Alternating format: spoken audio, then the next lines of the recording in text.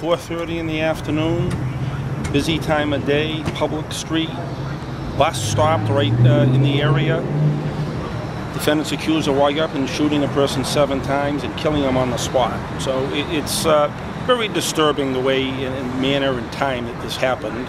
The individual, as you heard, the defendant's on probation, so it's just a disregard of the law and lawlessness, essentially. Is this a gang beef?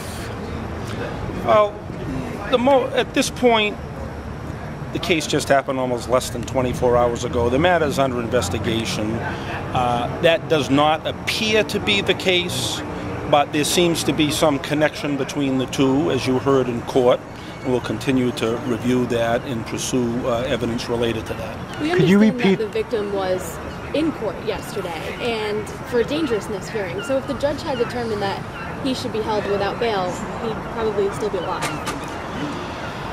Well, hypothetically, yes. I mean, the victim was in court for a dangerousness hearing on a domestic case involving his pregnant girlfriend. We had requested that he be detained based on the facts of that case and the circumstances, and he wasn't.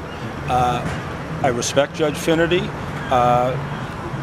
He decided to release him on the bracelet confinement, and the two were not living together at the time to stay away from the victim, but they're two separate matters. Whether he should be held, I think it's coincidental at this point that he was killed. Obviously, if he remained in jail for that day or night, it would not have happened, but it's speculative that it may potentially there could have been a confrontation at a later time based on the information that we know. The suspect saying that he thought the victim had shot him previously, you said 2 years ago that happened? Well, approximately 3 years ago, there is evidence that the defendant was shot, but along with another individual, but there was no interaction with the police and the case never went anywhere. So at that point, that's the evidence you heard from in court from the defendant is all we have. But there was evidence that approximately 3 years ago he was shot. Was that locally? Yes. Fall River? Yes. You seemed upset about the brazen nature of this crime. Well, I am, because no matter what time of day it happens, it's unacceptable. But I mean, there's a different, it jars you more when, if we were here and all of a sudden there's a shootout over there, people are out and about, and there's more of a disregard for the public and what's going on. My understanding is that there was a bus right there, and there was a family inside the bus, and the guy's running around the corner, allegedly shooting someone in the head at 4:30 in the afternoon at a popular restaurant. I believe there's a pizza place across the street. I mean, this is just outrageous behavior.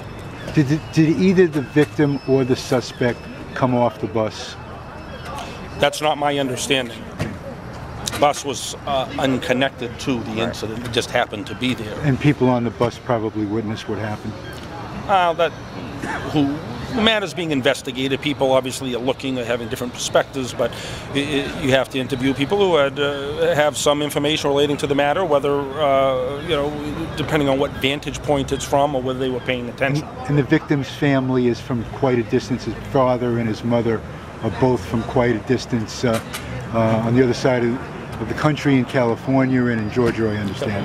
Yeah, Georgia, I understand. So it's just a terrible tragedy for the family. It's the violence inflicted for, spontaneously, in the sense of, the victim had just gotten out of court. He's gunned down on the street, within an hour and a half or thereabouts, coming out, and the family having to hear about that and grieve. It's just very tragic. Access to it, he got it, came back, and killed someone with it. So it's just an indication of the, how should I say this, the number of guns that are out there illegally.